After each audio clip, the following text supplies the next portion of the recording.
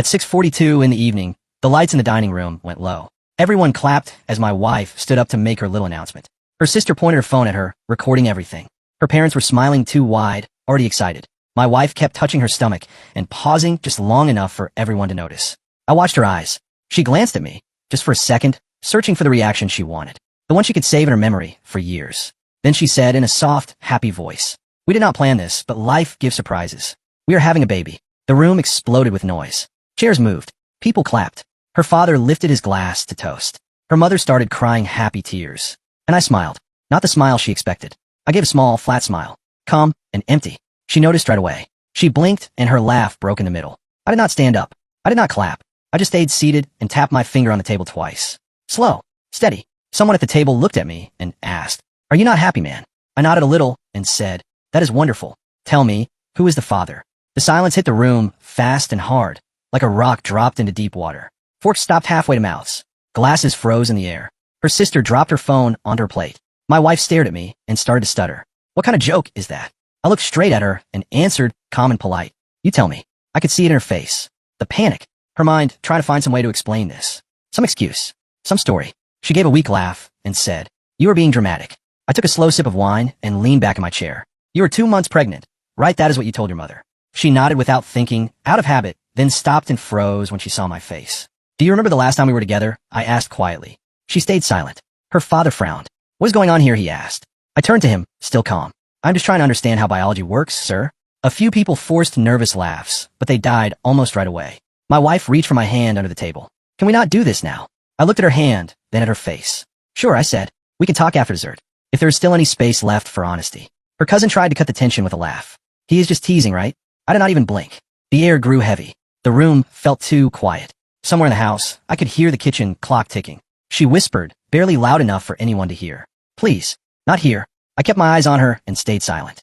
I gave her room to drown in her own fear. I did not need to shout. I did not need to explain. The silence was doing all the work. Then I stood up slowly, took my napkin off my lap, and set it neatly on the table. "I will get more wine," I said softly. "You might need it." As I walked toward the kitchen, I heard her mother whisper, "What did he mean by that?" My wife answered, her voice cracking, "Nothing. He's just tired." In the kitchen, I took the bottle and poured more wine, watching my reflection in the dark glass. My face was calm. My hands were steady. I did not scream. I did not throw anything. I did not call her names. I did not need to. I had something better. Proof. Real proof. It was in my pocket, waiting for the perfect moment. A single text message that came 3 days earlier. From him. Her co-worker. The one who sent it to me by mistake. "She told me you would never notice." That is what he wrote. I guess she was wrong. If you're new here, this is the kind of story I share. Real stories. Raw and honest. Because sometimes silence says more than any speech. I walked back to the table, sat down, and lifted my glass. "The surprises," I said. She did not look at me. She could not. The other guests raised their glasses slowly, unsure, copying me only because they did not know what else to do. Her hand shook as she held her drink. I watched her fingers play with her ring, turning it again and again. Guilt almost always shows up in the smallest movements. She smiled at her mother again, but looked stiff and forced, like a robot copying a human. She leaned over and whispered something I could not hear. The conversation in the room slowly started again, but it sounded different. Thin.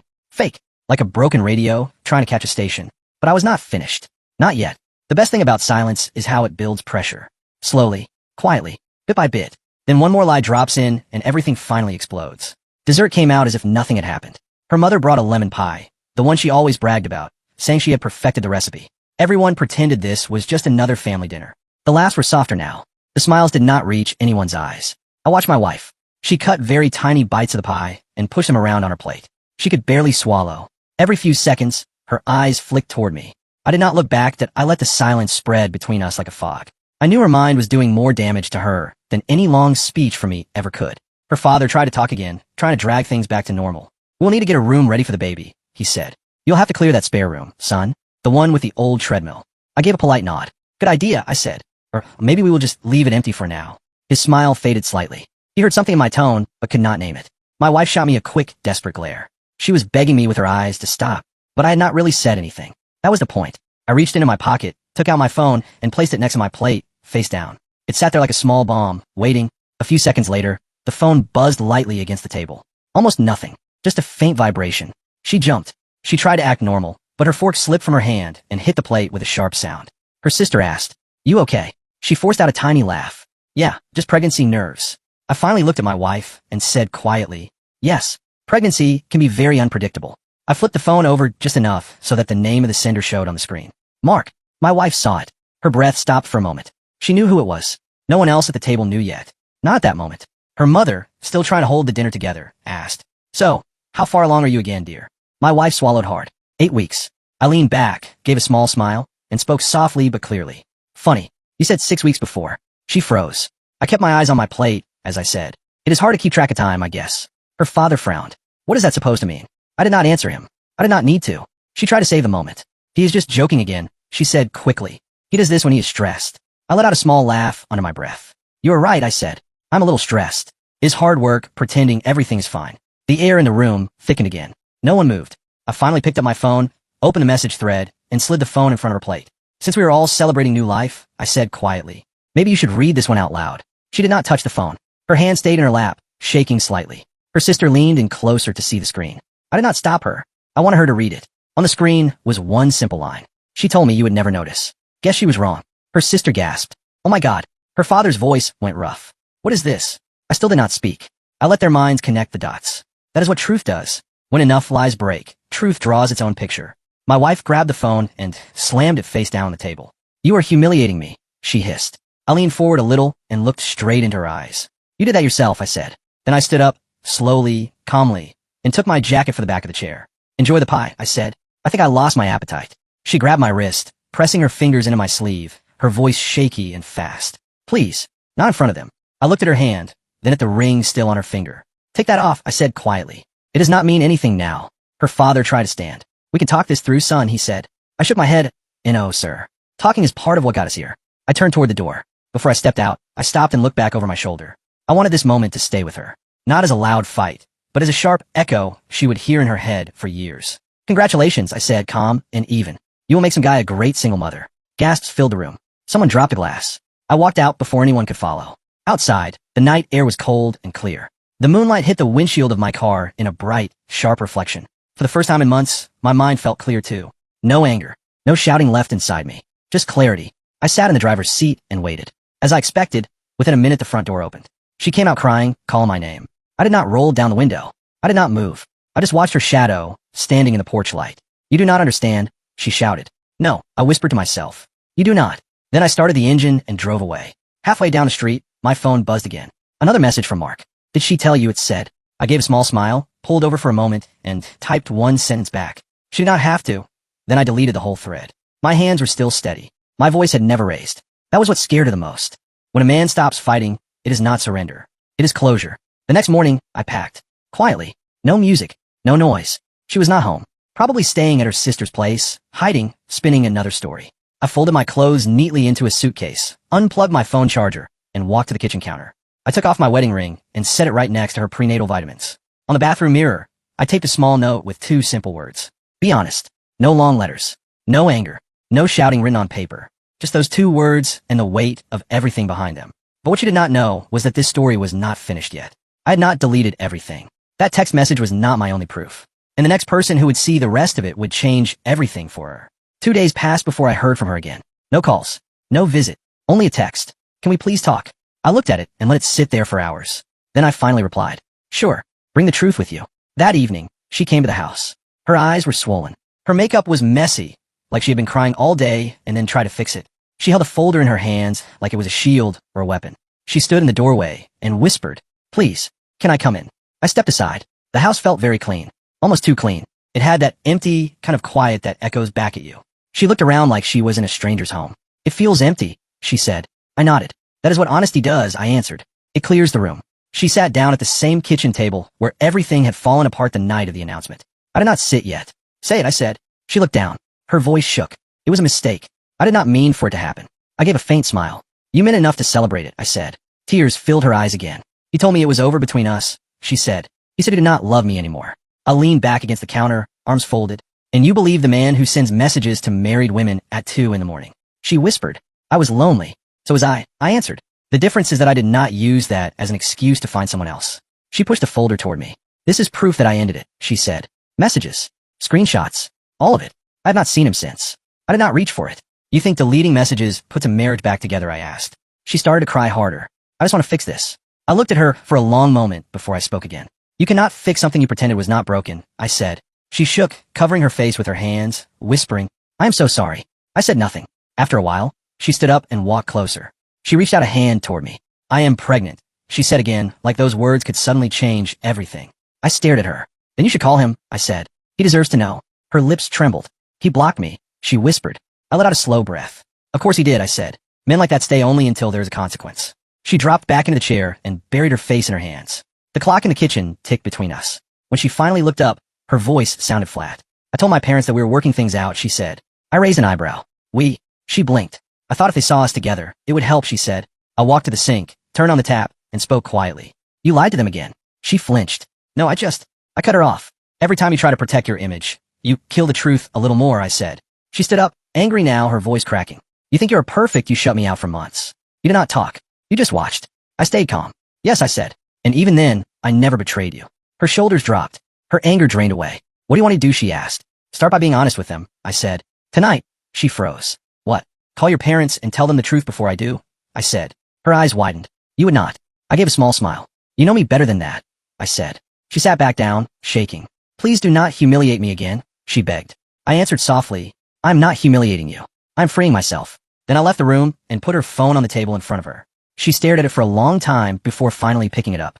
From the hallway, I listened as she dialed her mother. Mom, there is something I need to tell you, she said, her voice trembling. I did not stay to hear the rest. I stepped outside into the cool air and leaned against the porch railing.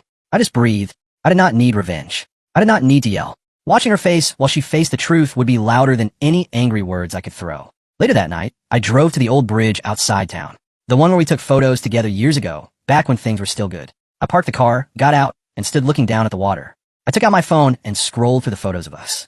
The wedding. The anniversaries. The last vacation before everything went dark. I deleted them one by one. Slow. Careful. Then I opened the message thread with her. I did not delete it. I pressed archive instead. Because pain does not disappear.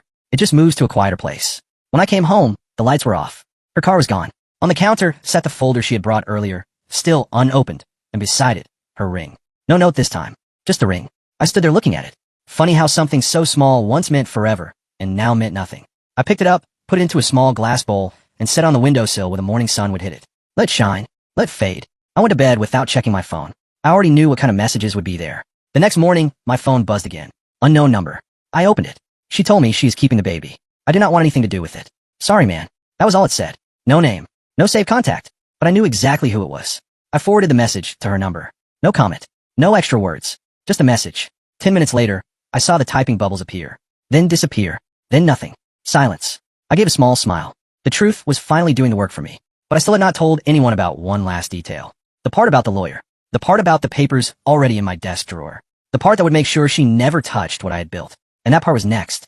The day for signing the papers came faster than I expected. I had been calm for days. Not lazy calm, but that deep quiet inside the chest that hums like a low engine. Steady. Focused. I met my lawyer at his office downtown. It was a small place that smelled like coffee and old leather chairs. Everything is ready, he said as he slid a folder across the table. You are sure you do not want to meet with her here? I shook my head. No scenes, I said. She will sign what is already there. He nodded. My tone did not invite any debate. The folder was thick. There were amendments, division of assets, and one quiet clause she would not see coming. It said that any child conceived after our separation would not receive support under my name without a confirmed test. It was not about being cruel. It was about being certain. It was my way of closing the door. I left the office feeling lighter, like the air around me had changed weight. By noon, she sent another text. Can we meet at the cafe near the lake, please? Just talk. I almost ignored it. But part of me wanted the last important words to be spoken face to face, not through lawyers or documents. The cafe was bright and noisy with weekend noise. People laughed, cups clinked, children moved between tables. She was already there when I arrived, sitting by the window with sunglasses on, though it was not very sunny. She looked up when I reached the table. Thank you for coming, she said softly. I sat down across from her. No hug, no small talk. She pushed a cup toward me. Your usual, she whispered. I did not touch it. She started talking first, voice shaking. I talked to him, she said. He said he does not want anything to do with the baby. I did not know what to do. I watched the water outside through the glass. The lake moved in slow ripples. You will figure it out, I said. She frowned. That is it after everything, you do not care. I turned my eyes back to her. I cared for years, I said. You just did not notice until it was gone. She reached across the table a little. I made a mistake, she said. I cannot undo it, but I can raise this child, right? I leaned back. Calm. Steady. Then do that, I said. But do not pretend I'm part of it.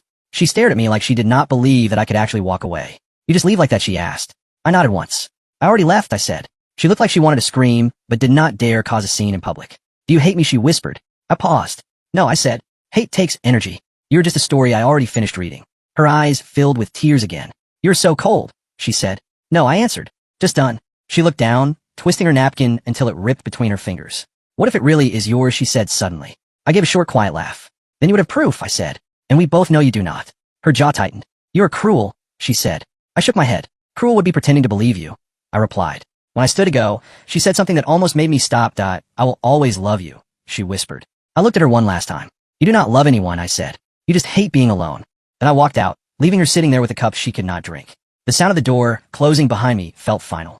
Outside, the air was cool and clean. My phone buzzed. A message from my lawyer. She called, he wrote. She is ready to sign. Good, I replied. Send her the updated version. He answered with a simple confirmation.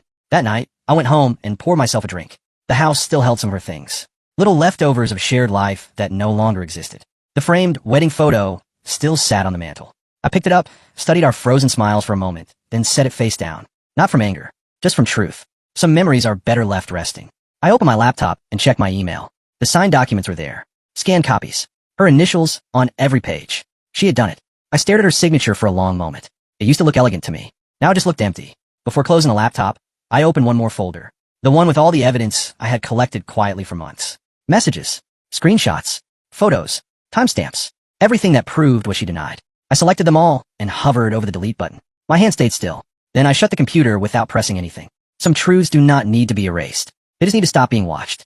I leaned back, closed my eyes, and for the first time, I did not see her face in my mind. I saw silence. A few days later, her mother called me. Her voice was soft but tired. She told us everything, she said. We did not know. I believed her. I believe you, I answered. She sighed. She's not doing well, she said. Neither was I replied. It passes. There was a pause. You did not deserve that, she whispered. No one does, I answered. But it is done. We said goodbye. That was the last time I spoke to anyone in her family. I started taking walks again in the evenings. Just me and the road. One night, I passed the restaurant where she had made that first big announcement. I stopped for a moment and looked through the window. Inside, another family was laughing around a table with birthday balloons and cake. The same kind of happiness we once pretended to have. For a second, I almost felt sorry for her. Then I realized that feeling sorry for someone is just another way to keep them close.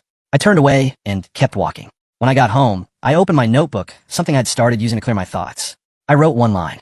She lied to protect how she looked. I stayed silent to protect my peace. We both lost something, but only one of us learned. I closed the notebook and set it down next to my empty glass. The quiet in the house did not feel lonely anymore. It felt peaceful. There's a difference. Most people do not understand that until it is too late. For me, that night, it was clear. Silence was no longer punishment. Silence was freedom. A month later, I woke to a morning that felt completely new. Fresh sunlight came through the window. The house was finally fully empty of her things. The air no longer carried her scent. I made coffee, sat by the window, and watched the street outside. Life went on like it always had. Steady, unbothered. My phone buzzed. This time, it was not her. A mutual friend had sent a message. She moved out of town, the text said. She said she needed a fresh start. I read it twice and replied. She always liked clean slates. No anger. No nostalgia. Just a simple fact. When I set the phone down, I realized something important. It had been a long time since I felt the need to check my messages for her name. That was the first real sign of healing. Healing is not when you forgive. It is when you forget to remember. Later that week, I met my lawyer one last time to finalize everything. She did not fight anything, he told me. She even gave up rights to shared assets. You handle this cleaner than most people do. I gave a small smile. Clean is all I ever wanted, I said. He handed me a sealed envelope. This is the official copy for your records, he said. I nodded and put away. On my way out, he stopped me. You know, he said, after this kind of betrayal, many men either destroy themselves or destroy everything around them. You did neither. I paused and thought about it. That is because I realized something, I said. If you chase revenge, you're still giving her power. If you want peace, you take that power back quietly. He smiled. That is rare, he said. It should not be, I answered. That weekend, I finished clearing the leftovers of our shared life. Photos, letters, little things that once meant everything. I did not burn them. I did not throw them away. I boxed them up, labeled the box with one word. Past. Then I put it in the attic. Not as a wound, but as proof that I survived. That night, I drove again to the lake where she had asked to meet me earlier. The water was calm and silver under the moon. I sat on a bench and thought about everything. The lies, the dinner, the text, the slow collapse of a life built on routine instead of honesty. And then I smiled. Because under all that ruin, I had found something I had not had in years. Clarity. A few days later, I ran into her sister at the grocery store. She froze when she saw me, then gave a small, nervous smile. Hey, she said. How are you? Better than before, I answered. She hesitated. She told me you were cold, she said. That you did not even yell. I nodded. That is what made it hurt more, I said. She lowered her voice. She wanted to know if you would ever talk to her again. She whispered. I looked at her. Tell her I already did that night at dinner, I said. Everything after that was only the echo. Her eyes filled with tears. She lost a good man, she said. I smiled gently. No, I said. She just never realized who he was while she had him. Then I walked away, leaving her standing alone by the fruit section, without words. That evening, back home, I poured myself a drink and put on an old record. Something soft. Something from a time when love still had sound instead of silence. I was not thinking about her. I was thinking about how easily people destroy what they assume they will never lose. I wrote one last line in my notebook before closing it for good. Sometimes the best revenge is a man who refuses to break. I set the notebook aside, stood up, and opened the window. Cool air drifted in, carrying nothing from the past. Weeks later, a letter arrived. No return address, but I recognized her handwriting at once. I opened it and found a short note and an ultrasound image. The note said, I know you do not believe me, but the baby is yours. I will name the baby after your middle name anyway. I'm sorry. I looked at the blurry image for a long time. There was no date on it. No clear details. Just a small, human shape. I did not feel anger. Just a strange, quiet understanding. The truth does not always bring a clean ending. Sometimes it only brings clarity. I folded the note, put it back into the envelope, and stored it in the same box marked past. I never opened it again. A year later, I got a call from an unknown number. A soft voice said, Mr. Hayes, I'm calling on behalf of your ex-wife. I waited. She wanted you to know the baby was born healthy, the caller said. She named him Daniel, after your middle name. She also asked me to tell you she is sorry again. I closed my eyes for a moment. Tell her I wish them both peace, I said quietly. That was all. No questions. No long talk. I ended the call and looked out the window at the morning sun. For the first time, the word father did not sting. It just drifted away like a shadow behind me. I had finally stepped out of it. Months passed. Life returned in small, honest ways. New people, real conversations, laughs that did not hide anything underneath. People asked if I would ever love again. Maybe I said, but next time, I will listen to the silence first. I started running in the mornings, cooking for myself, living without waiting for a message that never came. I was not trying to move on. I already had. The past had turned into something I could look at without flinching. One night, I sat on the porch, listening to the low hum of summer in the distance. I realized something simple. Forgiveness is not about letting someone back in. It is about letting yourself out. I looked up at the stars and whispered, you cannot fix a lie by telling another lie. The sky did not answer, of course, but the silence felt like agreement. If you have ever been betrayed, remember this. Do not chase explanations. Do not scream for justice. Let time be the witness. Truth has a way of showing up without being invited. When it does, stand still and let it speak. Silence will always speak louder than any revenge you could plan. If you stayed until the end of this story, thank you. These stories hurt, but they also teach. Because sometimes the deepest pain is what finally shows us what peace really sounds like.